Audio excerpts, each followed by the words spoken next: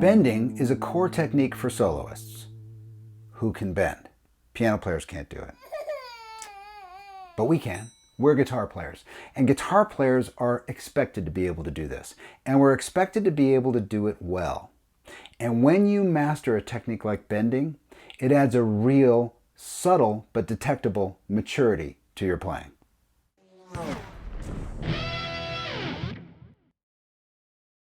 Welcome back to the channel. My name's Chris. Today you'll learn how to bend notes. But maybe you already know how to bend notes and you're like, yeah, I already know that. Bending, it's easy, right? And it is. But as guitar players, we're very busy. There's a lot of stuff to, there's new scales, new solos, all kinds of stuff to learn, lots of cognitive load going on. And we may get our bending to a place where we feel like it's pretty good and then we move on, right? With a technique like bending, vibrato, bending, these more soft skill techniques, when you recalibrate and take the time to really just step back and work on those techniques, it really does change the way your playing sounds. It's quite something. Okay, before we get started, tabs for this lesson, just like every other lesson on this channel, are on Patreon, and that's linked in the description of every video. If you want the tabs, head on over to Patreon. But also know that Patreon is a gateway to my teaching platform called The Studio.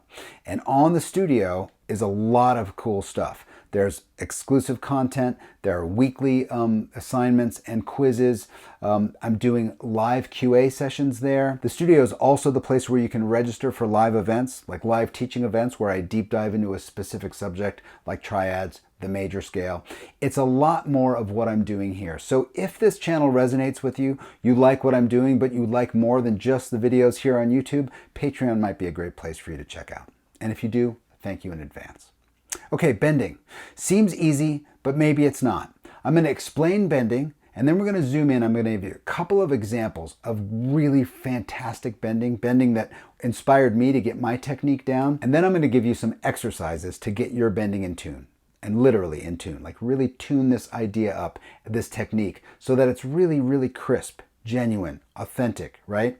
Because what you don't want to be doing is bending out of tune, bending sharp, bending flat, and just being all over the place, because it really does add this level of, well, do you really know what you're doing? Have you spent some time on this?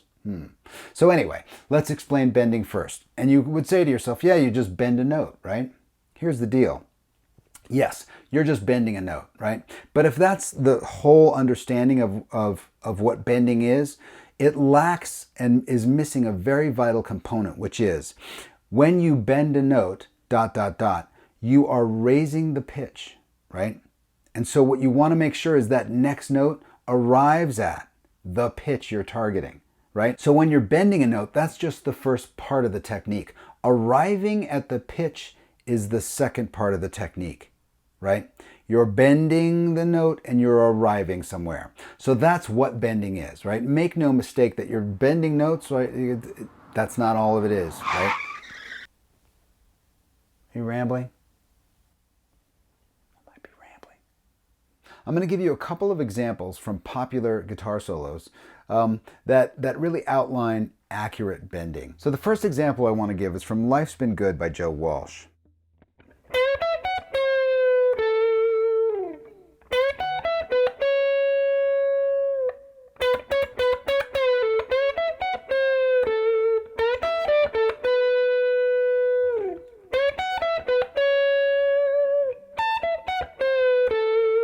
That's basically how that opening part of the solo goes.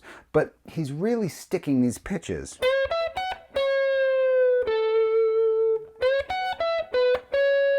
Right? That note is actually up here.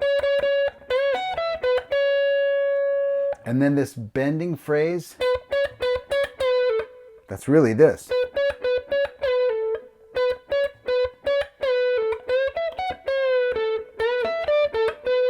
Really nailing that pitch, right? No vibrato. It's out in the open, right?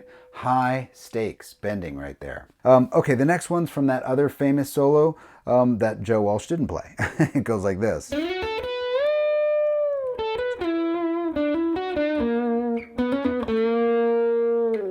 Pretty famous solo. That opening bend is a minor third. It's a step and a half.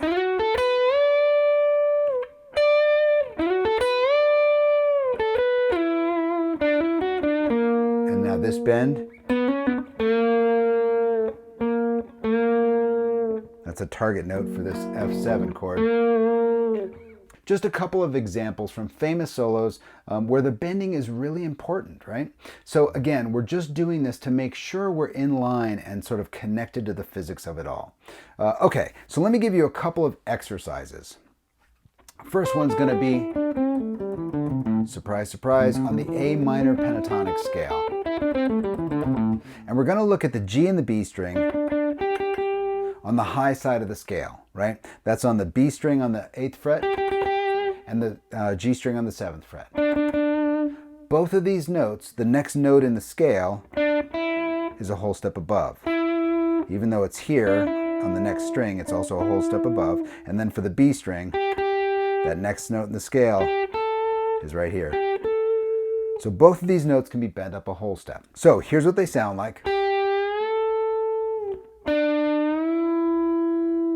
The exercise here is to play the note beforehand, right? Go up a whole step, play it, and then go back and bend into it. Really listen to when you hit that pitch.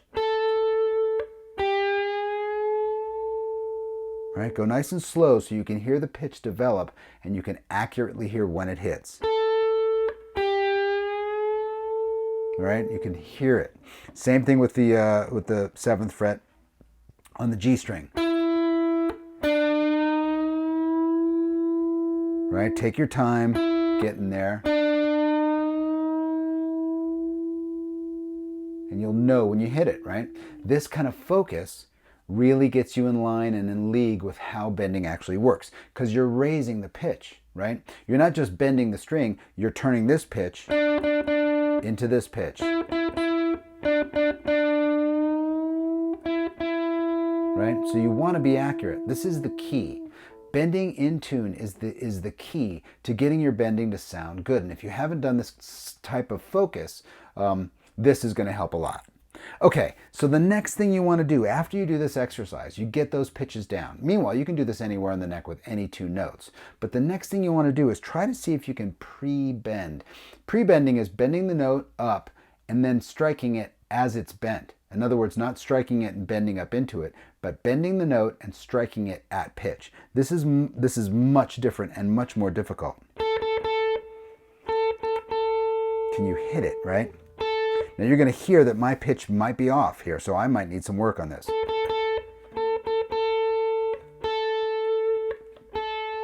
There, I was flat there. So I add more pressure, and now I'm hitting it. Now I'm nailing it, right? I added the right pressure. Right? That is pre-bending. So you can do that with any note on the neck as well. Like, you don't need to be in the pentatonic scale, but this exercise keeps you somewhere where it's familiar, it's easy to do. Okay, so now the next thing is that there are basically three types of bends, and these are intervals. The first one is a half step, the second one is a whole step, and then the next one, which is used pretty frequently, is the minor third, a step and a half. You can take any note on the neck anywhere. 12th fret, here we go. Find the note a half step above and bend up into it. Right? Go to the whole step. Go to the minor third. Right? Do you have enough pressure? Do you have enough finger? Maybe you need to sort of do this with the ring finger.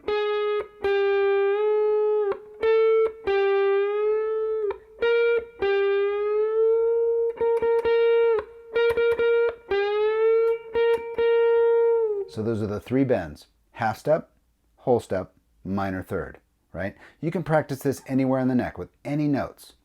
That first exercise was more of a pentatonic thing, a little bit more practical. This other exercise, much more scholastic and sort of like really dialing into those three intervals. Okay, the next one I want to give you is a simple major scale that really puts your bending to the test. This is an A major scale. Here it is. It's one octave.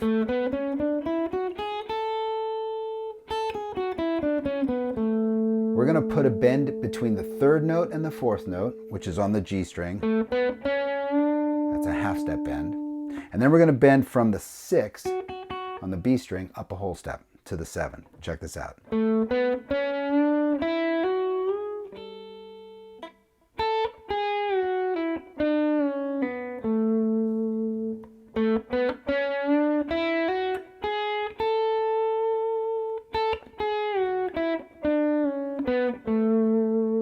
When you're ascending the scale,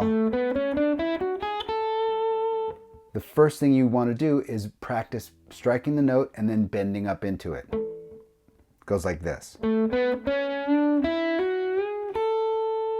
On the descending run, right, when you're going down the scale, you have to pre-bend. You have to use that pre-bend. Pre-bend a whole step here. Pre-bend a half step here.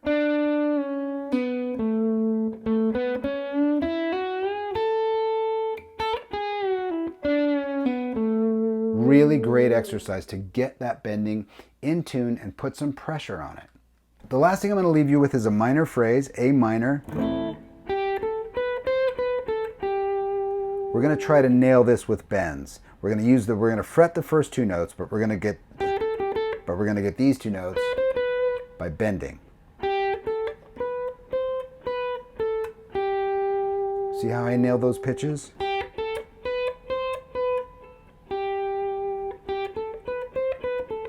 Right?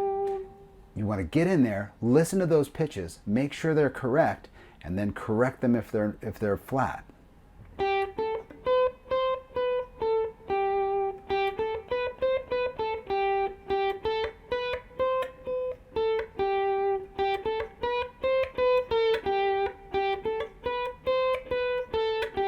See, I'm working that problem, right? There's some pitch instability there.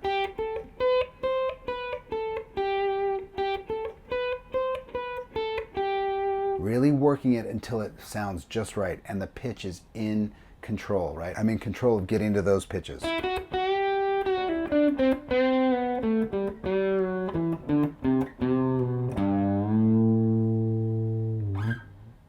Okay, it's not rocket science, right? But it's more than just bending, right? It's bending and arriving.